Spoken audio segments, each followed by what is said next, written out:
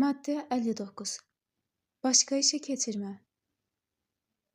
İşçiyə əmək müqaviləsində nəzərdə tutulmayan başqa peşə, ixtisas və vəzifə üzrə əmək funksiyasının yerinə yetirilməsini həvalə etmək başqa işə keçirilmə sayılır və buna yalnız işçinin razılığı ilə, həmçinin əmək müqaviləsinə əlavə və dəyişikliklər edilməklə və ya yeni əmək müqaviləsi bağlanılmaqla yol verilir.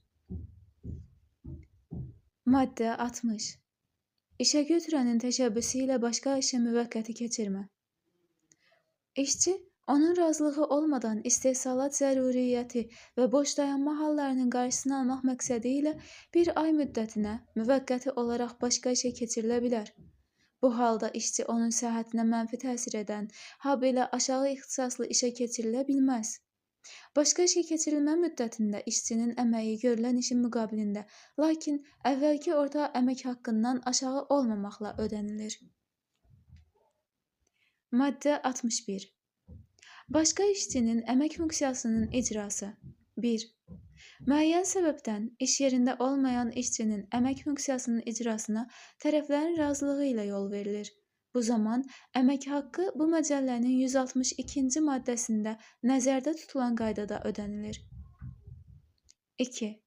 Boş vəzifə üzrə əmək funksiyasının icrasının həvalə edilməsinə işçinin razılığı ilə yol verilir.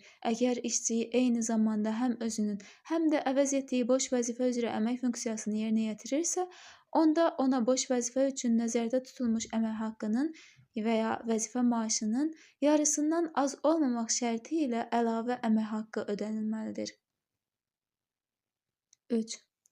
Boş vəzifə üzrə işçiyə 3 aydan çox olmayan müddətə əmək funksiyasının yerinə yetirilməsi həvalə edilə bilər.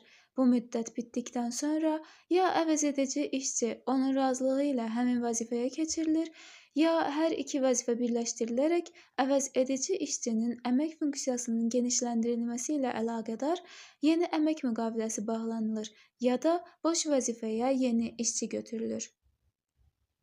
4.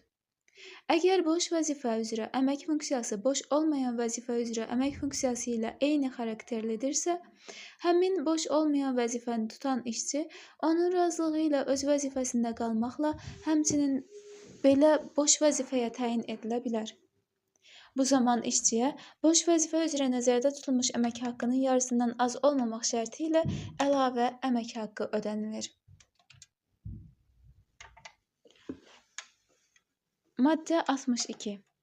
İşçinin işdən kənar edilməsi. 1. İşə götürən aşağıdakı hallarda mülkiyyətçinin və işçilərin mənafeyini qorumaq, baş verə biləcək əməyin mühafizəsi qaydalarının pozulmasının qarşısını almaq və əmək intizamını təmin etmək məqsədi ilə işçini müvafiq iş vaxtı ərzində işdən kənar edə bilər. A. İşçi, alkoqollu işçilər, narkotik vasitələr və psixotrop, toksik və digər zəhərli maddələr qəbul edərək sərxoş vəziyyətdə işə gəldikdə, habelə işə gəldikdən sonra iş yerində həmin içkiləri və ya maddələri qəbul edərək sərxoş vəziyyətdə olduqda. B. Bu məcəllənin 226-cı maddəsi ilə müəyyən edilmiş hallarda işçi icbari tibbi müayinə olunmaqdan boyun qaçırdıqda və ya keçirilmiş müayinələrin nəticələrinə əsasən həkim komissiyalarının verdikləri tövsiyələri yerinə yetirmədikdə. C.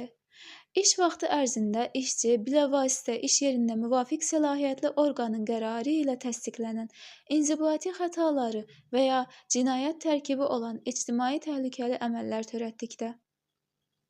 Ç. İnsanın immun çatışmazlığı virusu ilə yaşayan şəxslərin işləməsinə yol verilməyən vəzifə və vəzifələrdə işləyən işçi vaxtaşırı insanın immun çatışmazlığı virusuna mütləq tibbi müayinədən imtina etdikdə. 2.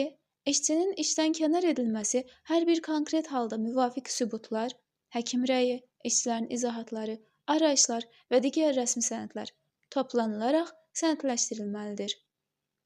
3. İşdən kənar edilən vaxt ərzində işçiyə əmək haqqı verilmir. Üzürlü səbəbdən icbari, ilkin və ya vaxtaşırı tibbi müayinədən keçməyən işçilər İşdən kənarlaşdırıldıqda onlara işdən kənar edildiyi vaxt ərzində boş dayanma qaydasında əmək haqqı ödənilir.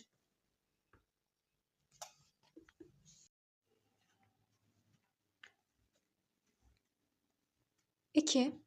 Yerli mülkiyyətçi tərəfindən müəssisənin, işəgötürənin, onun müavinlərinin, baş mühasibin və bilavasitə idarəetmə funksiyasını yerinə yetirən digər struktur bölmələrin rəhbərlərinin əmək müqavilələrinə mülkiyyətçinin dəyişməsi ilə əlaqədar bu məcəllənin 68-ci maddəsinin C bəndi ilə xitam verilə və ya bu məcəllənin 56-cı maddəsinə nəzərdə tutulan qaydada onların əmək müqavilələrinin şərtləri dəyişdirilə bilər.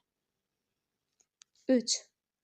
Mülkiyyətçinin dəyişməsi ilə əlaqədar yeni mülkiyyətçi və ya işəgötürən tərəfindən sahibkarlıq fəaliyyəti və hüququndan sui-istifadə edərək işçilərin peşəkarlıq səviyyəsini, əmək funksiyasını, icra etmək bacarıqlarını, mülkiyyətçinin sahibkarlıq fəaliyyətinə xəlal gətirə bilən səriştəsizliklərini aşkara çıxarmadan onların əmək müqavilələrinin kütləvi şəkildə ləğv edilməsi yol verilməzdir.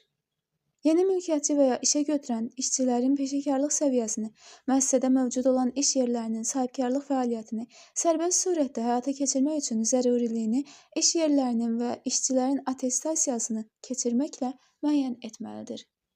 Qeyd. Bu maddənin 3-cü hissəsində əmək müqaviləsinin kütləvi şəkildə ləğv edilməsi dedikdə, müvafiq müəssisəyə mülkiyyət hüququ yaranan gündən 3 ay ərzində eyni zamanda və ya ayrı-ayrı vaxtlarda işçilərin ümumi sayı 100 nəfərdən 500 nəfərədək olduqda onların 50%-dən çoxunun, 500 nəfərdən 1000 nəfərədək olduqda onların 40%-dən çoxunun, 1000 nəfərdən artıq olduqda onların 30%-dən çoxunun yeni mülkiyyətçi və ya onun təyin etdiyi işəgötürən tərəfindən bu məcəllənin 70, 73 və 75-ci maddələrində müəyyən edilmiş əsaslarla əmək müqavilələrinin ləğv edilməsi başa düşülməlidir.